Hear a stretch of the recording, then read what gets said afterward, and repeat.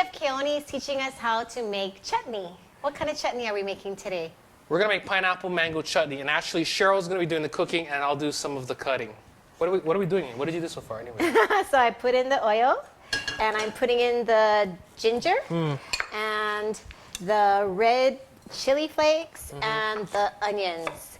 And everything's been chopped for me, all pre-measured, so it's really easy when that's already done. So what we're doing is she's gonna sweat this so that we can get the aromats out and get the flavors to start come out. And once this is sweat, we're gonna add the rest of the ingredients, and we're gonna go ahead and add the fruit. And then it's a really simple dish, but we're gonna need a few minutes to let this thing kind of come together and get that aromats going. So we've been cooking this for a little while, and you can see that it's done because it's translucent, right, Chef? Right. So when you could see the onions were cloudy before or opaque, and now you can sort of see through them. That's when they're ready to go. Okay, so I'm going to start adding in the rest of the ingredients.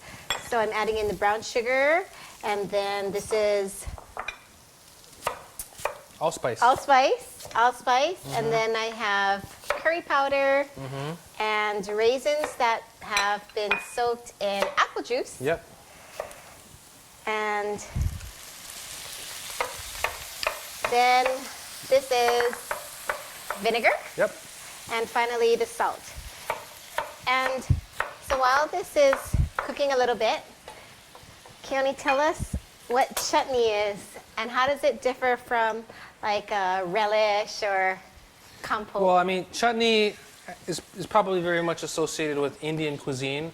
A chutney typically is fruit that's been cooked down, and it's got lots of spices and acid or vinegar added to it. It's different from a compote, which is typically doesn't have acid. So compotes are sweeter, don't have the acid, and are typically associated with more dessert type things. A chutney is typically associated more with a savory dish. So that's the big differences with that. It smells really good. You can smell all the spices. And so do we just let it simmer? Yeah, you can go ahead and add the rest of the fruit here that I'm dicing. I've got the mango, pineapple, and apples here. Oh, you have apple too. Go ahead and add it to the pot. What we're going to do is once she brings this or puts all of it together, we're going to bring it up to a boil, and then we're going to simmer. And we are going to simmer it so that all of the flavors can marry together. As well, it's important because we want to cook the liquid out so we can start to thicken the chutney, and the sugars will concentrate, and it'll give a nice glassy, shiny sheen, and it'll be glazy and wonderful. So here, go ahead. We'll add the rest of the fruit in here. We're going to bring it to the simmer and start to reduce it, and then we'll be back to show you what that looks like.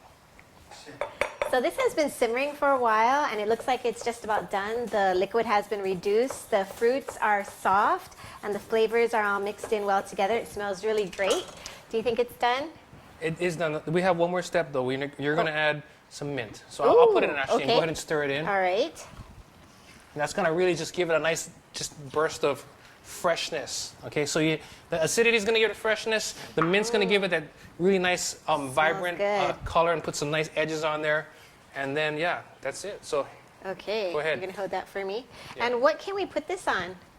Well, there must be a lot of things we could put it on. I think the first thing that comes to mind typically is curry, right? So it's great for curry. One of the other things, or a couple of things that this is also very, very, very good for is cheese. You know, if you take brie, you warm it up till it's very soft, put some of this on top of there.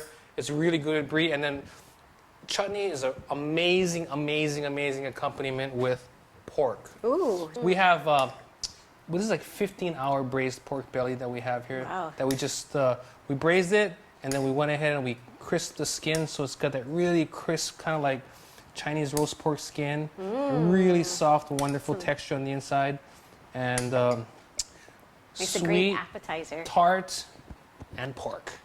For this great recipe and more, visit us at foodland.com.